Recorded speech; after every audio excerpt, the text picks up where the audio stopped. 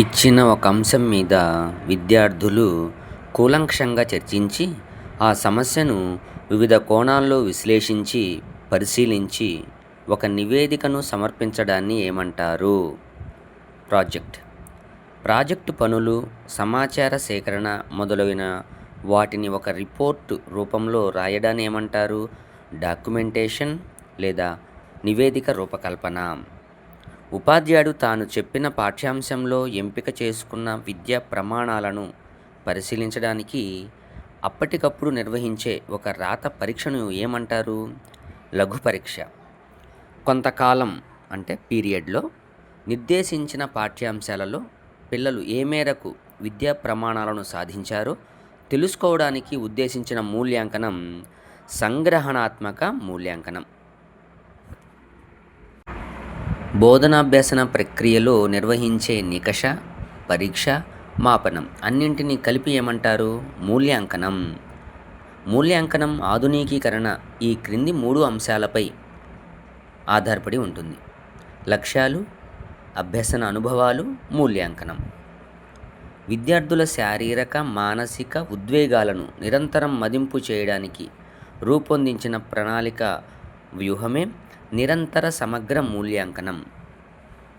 మౌఖిక ప్రాయోగిక పరీక్షలతో పాటు విద్యార్థి సర్వతోముఖాభివృద్ధికి తోడ్పడే నైతిక విలువలను, అభిరుచి వైఖరులను, సృజనాత్మకతను, భాషా నైపుణ్యాలను పెంపొందించడానికి దోహదపడే మూల్యాంకనం నిరంతర సమగ్ర మూల్యాంకనం. దేశ భవిష్యత్తు తరగతి గది 4 గోడల మధ్య రూపుదిద్దుకుంటుంది అన్న కమిషన్ కొఠారి కమిషన్.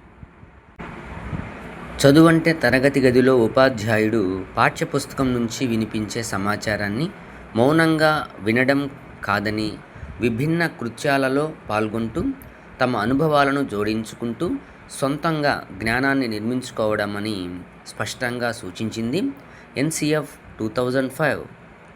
మూల్యాంకనం అనేది విద్యా లక్ష్యాల సాధనంగా ఉండాలి తప్ప మార్కులు, ర్యాంకులు కాదని స్పష్టం చేసింది APSCF 2011. పిల్లల శారీరక, మానసిక, సాంఘిక, ఉద్వేగ వికాసాలకు తోడ్పడేలా పాఠశాలల్లో అభ్యసన అనుభవాలు కల్పించాలని, తరగతికి నిర్ధారించిన సామర్థ్యాలను సాధించడం అవసరమని, ఇందుకు ప్రభుత్వాలు, ఉపాధ్యాయులు బాధ్యత వహించాలని చెప్పినది NCF 2005. బోధనాభ్యసన ప్రక్రియలో ఏదో ఒక సంఘటనకో, సందర్భానికో పరిమితం కాకుండా అభ్యసనాలన్నింటినీ ఎల్లప్పుడూ నిరంతరం ఎలా పరిశీలించాలి? పాఠశాల లోపల, వెలుపల.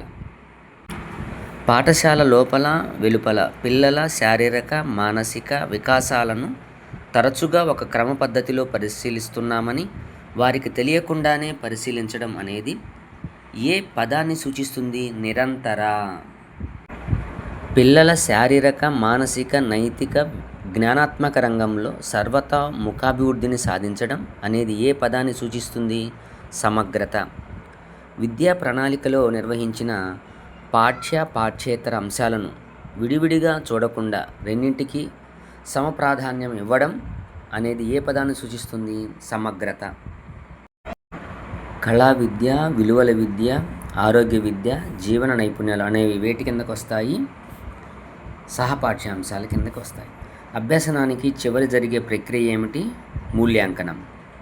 వివిధ మాపనాలను, సాధనాలను ఉపయోగించి పిల్లలు సాధించిన ప్రగతిని పరిశీలించి ఒక నిర్ధారణకు రావడం మూల్యాంకనం.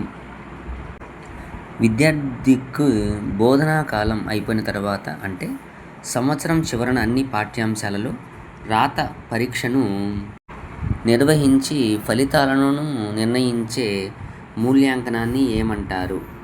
సంగ్రహణాత్మక మూల్యాంకనం.